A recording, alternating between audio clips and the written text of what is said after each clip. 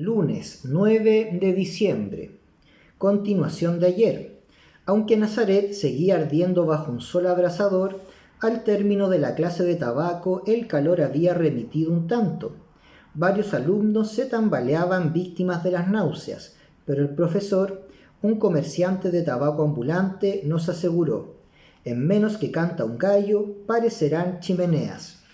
El señor Wagstaff me acompañó a dar un paseo por el brazo de tierra boscoso que se extiende al norte de la bahía de Bethlehem. A mí, Cicerón, Benjamín de un coadjutor de Gravesend, la vocación de misionero se le despertó ya en la infancia.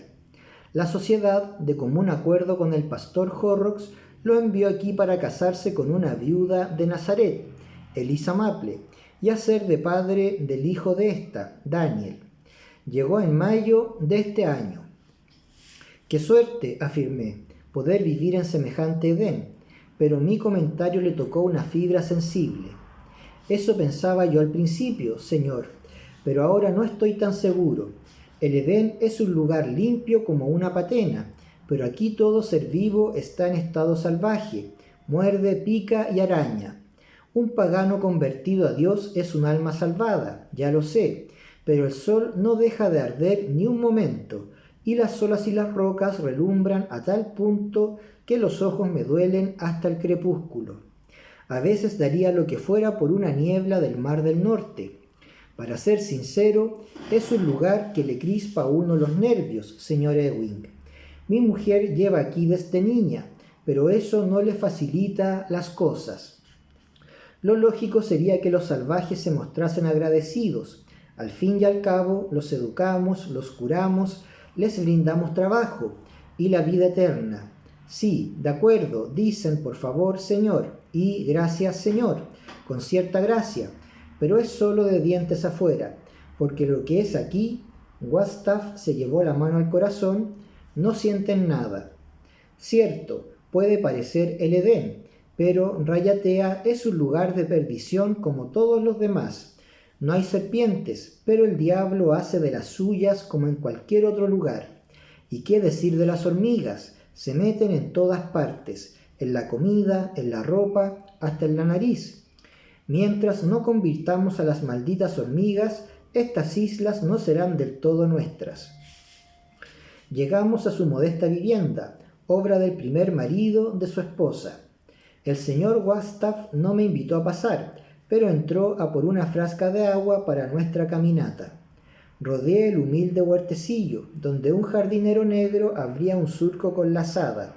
Le pregunté qué estaba plantando. David es tonto, me dijo una mujer desde el umbral de la casa, vestida con un piche holgado y mugriento. Témome que debo definir su aspecto como desaliñado. Usted es el médico inglés, el huésped de los Horrocks. Le expliqué que era un notario estadounidense y le pregunté si por casualidad estaba hablando con la señora Wagstaff.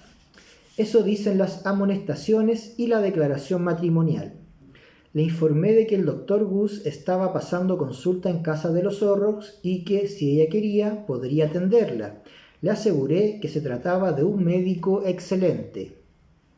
Lo bastante para hacerme desaparecer, devolverme los años que he desperdiciado aquí e instalarme en Londres con un estipendio de 300 libras al año.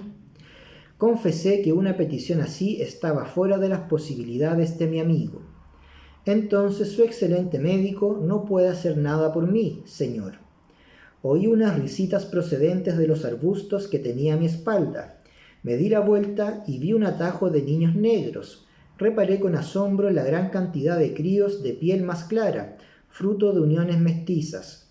Los ignoré y me volví de nuevo hacia la puerta de la casa, donde un muchacho blanco de unos 12 o 13 años, tan mugriento como su madre, pasó a hurtadillas junto a la señora Wagstaff sin que la mujer tratase de cortarle el paso. El chaval se puso a retozar en deshabilé igual que sus compañeros nativos. Jovencito», le dije en tono admonitorio, «te va a dar una insolación corriendo por ahí de esa guisa». Sus ojos azules tenían un brillo salvaje y su respuesta proferida en algún idioma polinesio, me desconcertó tanto como divirtió a los negritos, que salieron volando como una bandada de verderones. El señor Wastaf, presa de los nervios, echó a correr detrás del hijo. «Daniel, vuelve aquí, Daniel. Sé que me estás oyendo, te voy a dar una azotaina. ¿Me has oído? Una azotaina». Se volvió hacia su esposa. «Señora Wastaf, ¿es que quieres que tu hijo se convierta en un salvaje? Por lo menos no lo dejes salir desnudo. ¿Qué va a pensar el señor Ewing?» Si embotellasen el desprecio que la señora Wastaf siente por su joven marido, podrían venderlo como matarratas. El señor Ewing es libre de pensar lo que le dé la gana. Mañana se largará en su goleta, llevándose consigo sus pensamientos. No como tú y como yo, señor Wastaf, que habremos de morir aquí, y rezo a Dios para que sea pronto. Y dirigiéndose a mí, mi marido no pudo completar los estudios, señor, así que me toca a mí explicarle las cosas más evidentes, 20 veces al día. Como no tenía ganas de asistir a la humillación del señor Wastaf por parte de su esposa, hice una mínima reverencia y salí del cercado. Oí ecos de indignación masculina pisoteada por menosprecio femenino y concentré mi atención en un pájaro cercano cuyo canto parecía repetir: «Toby no está, Toby no está». Mi guía se reunió conmigo, visiblemente abatido. «Le pido disculpas, señor Ewing. La señora Wastaf tiene hoy los nervios a flor de piel. No consigue pegar ojo por culpa del calor y de las moscas». Coincidí en que la tarde eterna de los mares del sur era capaz de minar las constituciones más robustas.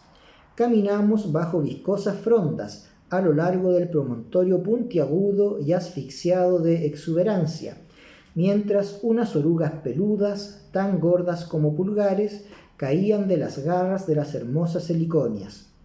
El joven me explicó que la misión había dado garantías a su familia de que la que al cabo sería su esposa era una mujer de modales impecables. El pastor Horrocks los casó al día siguiente de su llegada a Nazaret, cuando la magia del trópico aún lo tenía encandilado. Resta saber por qué Eliza Maple accedió a un matrimonio de conveniencia. Henry sostiene que la latitud y el clima trastornan al sexo débil y lo vuelven maleable. Aún no se habían secado las firmas en el acta matrimonial cuando ya se hicieron patentes los achaques de la esposa, su verdadera edad y la naturaleza levantisca de Daniel. El padrastro había tratado de dar un escarmiento al hijastro, pero la tentativa leccionadora suscitó tales recriminaciones perversas por parte de la madre y el crío que el señor Wastaf no sabía a quién recurrir. El pastor Horrocks, lejos de ayudarlo, lo reprende ásperamente, tachándolo de alfeñique, pero lo cierto es que 9 de cada 10 días el pobre hombre está más triste que Job. Claro que, por muy graves que sean las desdichas de Wastaf, ¿pueden compararse con albergar un parásito que te roe los conductos del cerebro? A fin de distraer al atribulado joven con cuestiones más prácticas, le pregunté por qué había en la isla tantas Biblias abandonadas, y a decir verdad, leídas únicamente por los lepismas. Teóricamente debería respondérselo el pastor Horrocks, pero, en pocas palabras, le diré que la misión de la bahía de Matavia fue la que primero tradujo la palabra del Señor al polinesio, y que los misioneros nativos que se sirvieron de esas Biblias lograron tantas conversiones que el anciano Whitlock, uno de los fundadores de Nazaret, ya fallecido, convenció a la misión de Rayatea de repetir el experimento aquí. En su día, Whitlock había sido aprendiz de un grabador de Highgate, sabe usted.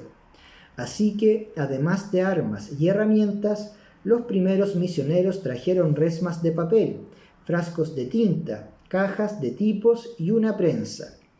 10 días después de la fundación de Bethlehem, cuando ni siquiera habían empezado a cavarse los huertos, ya estaban listos 3.000 devocionarios para las escuelas de la misión. Luego fue la vez de los evangelios de Nazaret, que difundieron la palabra de Cristo desde el archipiélago de la sociedad hasta el de las Cook y Tonga. Pero ahora la prensa está toda oxidada. Tenemos miles de Biblias muertas de risa que piden a gritos un propietario y todo eso. ¿Por qué? No se me ocurría un motivo. Por falta de nativos, los barcos traen bacilos infecciosos, los negros los respiran, enferman y caen como moscas. Enseñamos a los supervivientes la importancia de la monogamia y el matrimonio, pero sus uniones resultan estériles.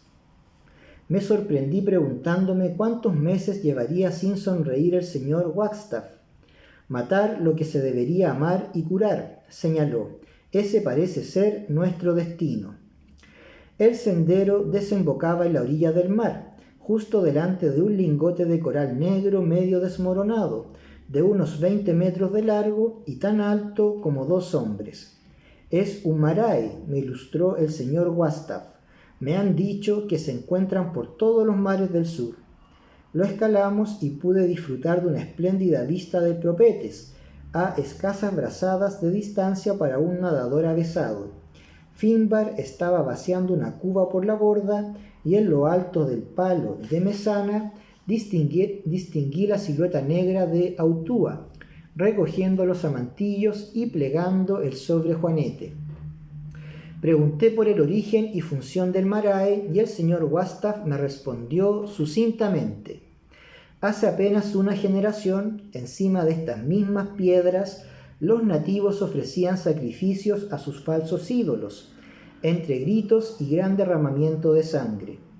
Me vino a la mente el recuerdo de la playa del Banquete, en la isla de Chatham. A los negros que osan aventurarse aquí, los guardianes de Cristo les dan una buena azotaina, o al menos deberían. Los niños nativos ni siquiera conocen el nombre de los viejos ídolos. Aquí ya no hay más que despojos y nidos de ratas. Así acaban todas las creencias tarde o temprano, convertidas en despojos y nidos de ratas. Los pétalos de los franchipanes me envolvieron con su aroma. En la cena me sentaron al lado de la señora Derbyshire, una viuda sesentona, más dura y amarga que una bellota verde. Confieso que tengo cierta ojeriza a los estadounidenses, me dijo. En la guerra de 1812 mataron a mi adorado tío Samuel, coronel de artillería del ejército de su majestad. Le di el pésame, que no pareció aceptar, pero añadí que, si bien mi adorado padre murió a manos de los ingleses en ese mismo conflicto, algunos de mis amigos más queridos eran británicos. El doctor soltó una sonora carcajada. «¡Bravo, Ewing!», exclamó. La señora Horrocks tomó el timón de la charla antes de que terminasen callando. «Sus clientes deben de tener gran fe en su capacidad, señor Ewing, para encomendarle un asunto que requiere un viaje tan largo y azaroso». Contesté que sí, que era un notario lo bastante veterano para que me confiasen el encargo que me ocupaba actualmente, pero también lo bastante joven para verme obligado a aceptarlo. Un rum de complicidad recompensó mi modestia. Tras agradecer a Dios los cuencos de sopa de tortuga y rogarle que bendijese su nueva aventura comercial en colaboración con el capitán Molineux, el pastor Horrocks se puso a pontificar sobre su tema predilecto mientras cenábamos. Siempre he creído firmemente que, en nuestro mundo civilizado, Dios se manifiesta no en los milagros de los tiempos bíblicos, sino en el progreso. El progreso es lo que empuja a la humanidad hacia Dios. En este caso no se trata de ninguna escalera de Jacob, no señor, sino más bien de una escalera de la civilización, por así decirlo. En lo alto de la escalera, por encima de todas las razas, nos encontramos los anglosajones. Los latinos están 1 o 2 peldaños por debajo. Más abajo todavía están los asiáticos, una raza laboriosa, nadie puede negarlo, pero carente de nuestra valentía aria. Los sinólogos insisten en que en su día aspiraron a la grandeza, pero ¿dónde está el Shakespeare amarillo y el Da Vinci de ojos rasgados? Con esto está todo dicho. Más abajo tenemos a los negros, A los de buen carácter se los puede adiestrar para que trabajen con provecho, pero los que salen díscolos son el demonio en persona. Los indios americanos también son capaces de cumplir tareas útiles en los barrios de California. ¿No es así, señor Ewing? Le dije que sí. Ahora bien, nuestros polinesios, quien visite Tahití, las Hawái o Bethlehem, sin ir más lejos, convendrá en que, tras una atenta instrucción, el indígena del Pacífico pueda adquirir el ABC del lenguaje, las matemáticas y la religión, superando así a los negros y rivalizando en laboriosidad con los asiáticos. Henry intervino para señalar que los maoríes ya habían ascendido hasta el DFG, del comercio, la diplomacia y el colonialismo. Más a mi favor, por último, en el grado más bajo nos encontramos con las razas irrecuperables, los aborígenes australianos, los patagones, diversos pueblos africanos, etc., apenas un peldaño por encima de los grandes simios y tan refractarios al progreso que, como ocurrió con los mastodontes y los mamuts, me temo que la perspectiva menos cruel, siguiendo el ejemplo de sus primos los guanches y los tasmanios, es que se caigan de la escalera. ¿Se refiere, preguntó el capitán Molineux tras terminarse la sopa, a la extinción? Efectivamente, capitán, a eso me refiero. Las leyes de la naturaleza y el progreso van de la mano.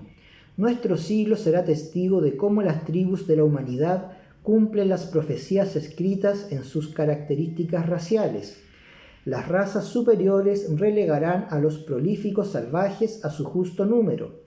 Podrán suscitarse escenas desagradables, pero los hombres dotados de coraje intelectual no deben flaquear.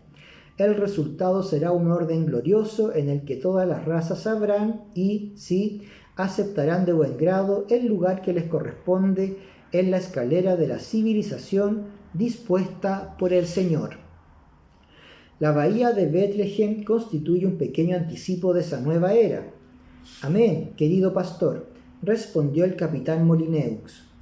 Un tal señor Gosling, prometido de la primogénita del pastor Horrocks, se retorcía las manos con empalagosa admiración. Ruego disculpe mi atrevimiento, señor, pero considero casi un delito que no corra publicar su teoría. La escala Horrocks de la civilización causaría sensación en la Royal Society. No, señor Gosling, replicó el pastor Horrocks, me debo a esta isla. El Pacífico tendrá que buscarse otro Descartes, otro Cuvier. Hace muy bien, pastor, dijo Henry, aplastando un insecto y examinando los restos, en guardarse tales pensamientos. Nuestro anfitrión no lograba esconder su irritación. ¿Y por qué, si se puede saber? Bien mirado, una teoría resulta superflua cuando basta con una simple ley. ¿Y qué ley es esa? La primera de las dos leyes de la supervivencia de Gus, aquella que dice, el pez grande se come al chico. Pero su simple ley no resuelve el misterio fundamental, a saber, ¿por qué la raza blanca domina el mundo? Henry soltó una carcajada, cargó un mosquete imaginario, fingió que apuntaba, guiñó el ojo y por último sobresaltó a los presentes gritando, «Bang, bang, bang! ¿Lo ve? Casado antes de decir esta boca es mía». La señora Derbyshire dejó escapar un «oh» de consternación. Henry se encogió de hombros. ¿Dónde está el misterio fundamental? El pastor Horrocks había perdido su buen humor. ¿Insinúa usted que las razas blancas dominan el mundo no por voluntad divina, sino gracias al mosquete? Pero si semejante afirmación es exactamente el mismo misterio disfrazado bajo otra especie, ¿por qué el mosquete le ha sido entregado al hombre blanco y no, pongamos por caso, al esquimal o al pigmeo, sino por excelsa voluntad del Todopoderoso? Henry contestó, nuestras armas no nos cayeron del cielo de buenas a primeras, no es maná lloviendo sobre el Sinaí. De Agincourt en adelante, el hombre blanco ha venido desarrollando y perfeccionando la ciencia de la pólvora hasta el punto de que nuestros modernos ejércitos pueden poner en liza decenas de miles de mosquetes. Ajá, me objetará usted, pero ¿por qué nosotros los arios? ¿Por qué no los unípedos de Ur o los mandrágoros de la isla Mauricio?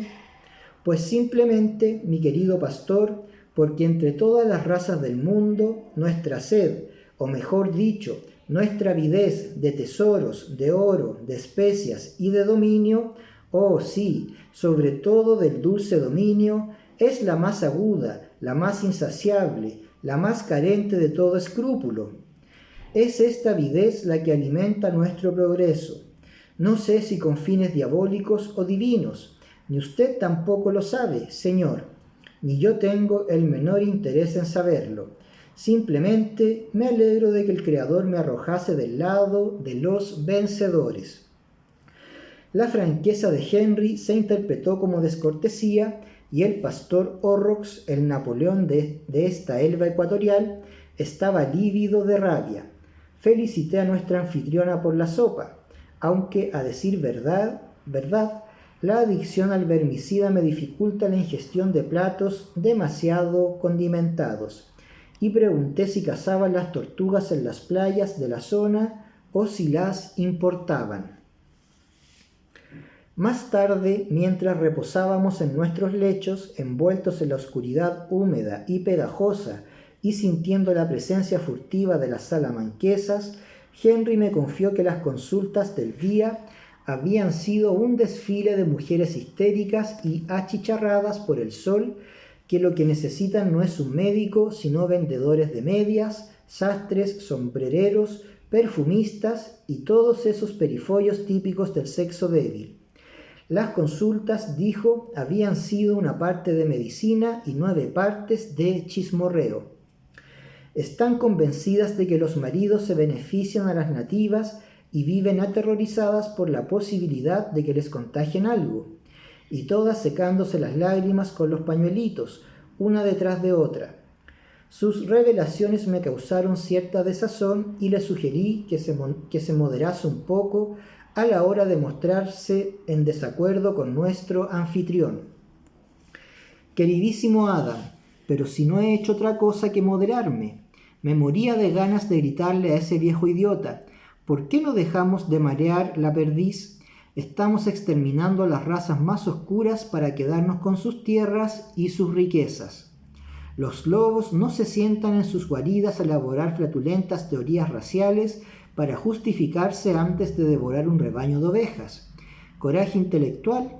El verdadero coraje intelectual sería dejarnos de hojitas de parra y reconocer que todos los pueblos son depredadores, pero que los depredadores blancos, con nuestro binomio letal de enfermedades y armas de fuego, somos los depredadores por excelencia, y que me duele que un probo médico y un buen cristiano pueda sucumbir a tamaño cinismo.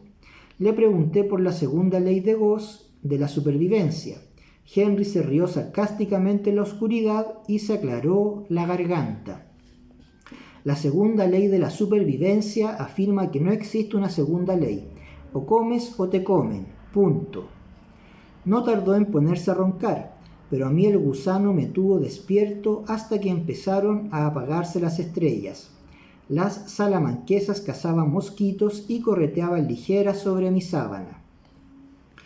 Un amanecer pegajoso y encarnado como un maracuyá. Los hombres y mujeres indígenas se arrastraban por la calle mayor hacia las plantaciones de la iglesia, situadas en lo alto de la colina, donde trabajaban hasta que el calor del mediodía se hace insoportable. Antes de que llegase el esfique que nos llevaría de vuelta al Propetes, fui a ver las labores de extracción de las fibras del coco. La casualidad quiso que el supervisor de esa mañana fuese el señor Wastaf, que mandó a un niño nativo que nos trajese leche de coco. Me abstuve de preguntarle por su familia y él tampoco los mencionó. Me fijé en que llevaba un látigo. Pero rara vez lo uso, dijo. Para eso ya están los guardianes de Cristo. Yo me limito a vigilar a los vigilantes. 3 de estos dignatarios tenían el ojo puesto en sus semejantes, dirigiendo los cánticos, las salomas de tierra firme, y abroncando a los remolones. El señor Wastaf no tenía tantas ganas de charlar como la víspera y dejó caer en el vacío mis comentarios, en medio de un silencio solo roto por los ruidos de la jungla y de los peones. Está pensando que hemos convertido hombres libres en esclavos, ¿verdad? Eludí la pregunta diciendo que el señor Horrocks me había explicado que con ese trabajo se pagaban los beneficios del progreso brindados por la misión. Wastaf no me escuchaba.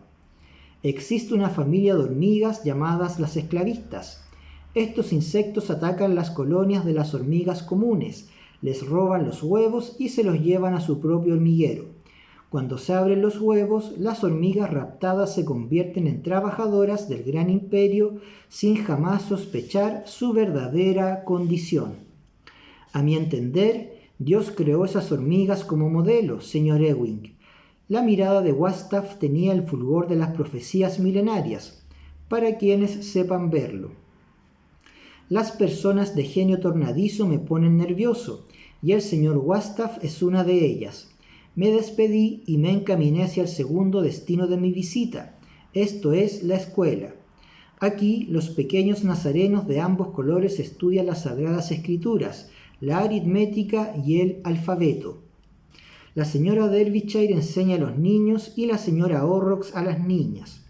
Por la tarde, los alumnos blancos reciben otras 3 horas de clase según un programa de asignaturas adecuado a su nivel, aunque Daniel Wastaf, sin ir más lejos, parece inmune a las artimañas de sus educadoras, mientras sus compañeros más oscuros se unen a sus progenitores en los campos antes de rezar las vísperas. Habían preparado una pequeña función en mi honor. 10 niñas, 5 blancas y 5 negras, recitaron un mandamiento por cabeza. A continuación me ofrecieron un hogar, dulce hogar, con el acompañamiento de la señora Horrocks al piano vertical, un instrumento cuyo pasado debió de ser más glorioso que su presente. Lo siguiente fue el turno de preguntas al visitante, aunque las únicas que levantaban la mano eran las niñas blancas. Señor, ¿conoció usted a George Washington? No, por desgracia. ¿Cuántos caballos tiene su carroza? Mi suegro tiene 4, pero yo prefiero uno solo. La más pequeña me preguntó si a las hormigas también les dolía la cabeza. De no ser porque las risas de las compañeras hicieron llorar a la chiquilla, todavía estaría allí pensándome la respuesta. Dije a los alumnos y alumnas que viviesen de acuerdo a lo prescrito en la Biblia y que obedeciesen a los adultos, y me despedí. La señora Horrocks me dijo que antiguamente se hacía entrega de una guirnalda de franchipanes a quienes partían, pero los ancianos de la misión lo consideraban un gesto inmoral. Si hoy consentimos las guirnaldas, mañana serán los bailes, y después de los bailes, la mujer se estremeció. Es una pena. A mediodía los marineros ya habían terminado la estiba y el Propetes pugnaba con el viento en contra por salir de la bahía. Henry y yo nos refugiamos en el comedor para evitar las salpicaduras y las blasfemias. Mi amigo está componiendo un poema épico en estrofas byronianas, titulado La verdadera historia de Autua, el último de los Moriori, y me interrumpe la redacción de este diario para preguntarme qué rima con qué. Ríos de sangre, doncellas exangües, pesca con palangre. Recuerdo los crímenes que el señor Melville imputa a los misioneros del Pacífico en su último libro sobre los Taipí. Al igual que ocurre con los cocineros, los médicos, los clérigos, los capitanes y los reyes, ¿no habrá también evangelizadores buenos y evangelizadores malos? Puede que los nativos de la sociedad y de las Chatham fuesen más felices si sus islas no se hubiesen descubierto, pero sostener una tesis semejante es como pedir la luna. ¿Acaso no deberíamos aplaudir los desvelos del pastor Horrocks y de sus hermanos por ayudar a los indígenas a subir por la escalera de la civilización? ¿Acaso dicho ascenso no constituye su única vía de salvación? No tengo la respuesta, ni sé a dónde habrán ido a parar las cenizas de mis años mozos. La noche que me alojé en casa de los Horrocks, un ladrón se coló en mi ataúd. Como no encontró la llave de mi baúl de madera, la llevo siempre colgada del cuello. Trató de forzar la cerradura. Si lo hubiese logrado, las escrituras y documentos del señor Busby ya serían pasto de los hipocampos. Ojalá nuestro capitán fuese de la misma madera que el fiel capitán Beale. Jamás confiaría la custodia de mis objetos de valor al capitán Molineux, y Henry me ha aconsejado no agitar el avispero, informando a Boerhaave del allanamiento. No vaya a ser que la subsiguiente investigación estimule a todos los ladrones del barco a probar fortuna cada vez que me dé la vuelta. Supongo que tiene razón.